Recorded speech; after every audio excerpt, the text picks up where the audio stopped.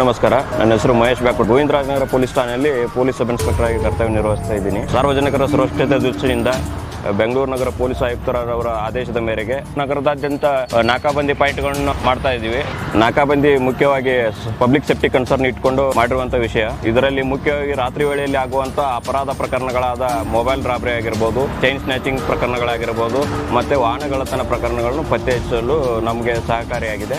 ಈ ತಪಾಸಣೆ ಕಾರ್ಯದಲ್ಲಿ ಸುಮಾರು 5 ರಿಂದ 6 ಜನ ಸಿಬ್ಬಂದಿಗಳು ಇರ್ತಾರೆ. ಒಬ್ಬ ಸಿಬ್ಬಂದಿಯವರ ಕರ್ತವ್ಯ ವಾಹನದ ಮಾಲೀಕರನ್ನು ಅಥವಾ ವಾಹನದ ಸವಾರರನ್ನು ಮಾತನಾಡಿಸಿ ಮತ್ತೆ ಅವ್ರದ್ದು ಡೀಟೇಲ್ಸ್ ಏನು ಎಲ್ಲ ಒಬ್ರು ಬರೆದುಕೊಳ್ತಾರೆ, ಇನ್ನೊಬ್ರು ಆ ವಾಹನವನ್ನು ತಪಾಸಣೆ ಮಾಡ್ತಾ ಇರ್ತಾರೆ. ಅದೇ ರೀತಿಯಾಗಿ ವೀಲಿಂಗ್ ಪ್ರಕರಣಗಳು ಜಾಸ್ತಿ ಆಗ್ತಾ ಇದ್ದು, ಇದರ ಮೇಲೆ ಕಡಿವಾಣ ಹಾಕಲು ನಾವು ಮಾಸ್ಕ್ಡ್ ನಂಬರ್ ಪ್ಲೇಟ್ ಇರುವಂತಹ ವೆಹಿಕಲ್ಗಳನ್ನ ಐಡೆಂಟಿಫೈ ಮಾಡ್ತಾ ಇದ್ವಿ.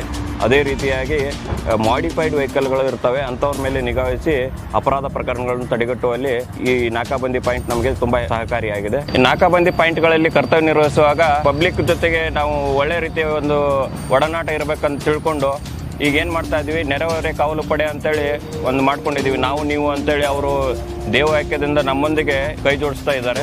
ಇದೇ ರೀತಿ ನಾವು ಬೆಂಗಳೂರು ನಗರದಾದ್ಯಂತ ಅಪರಾಧ ಕೃತ್ಯಗಳನ್ನು ತಡೆಗಟ್ಟುವಲ್ಲಿ ಪಬ್ಲಿಕ್ ನಮಗೆ ಕೋಆಪರೇಟ್ ಮಾಡಲಿ ಅಂತ ಕೇಳ್ಕೊಳ್ತೀವಿ. ನಾಕಾಬಂದಿ ಕೇವಲ ತಪಾಸಣೆ ಅಲ್ಲ, ಅಪರಾಧ ತಡೆಗಟ್ಟುವ ಹೊಣೆಗಾರಿಕೆ.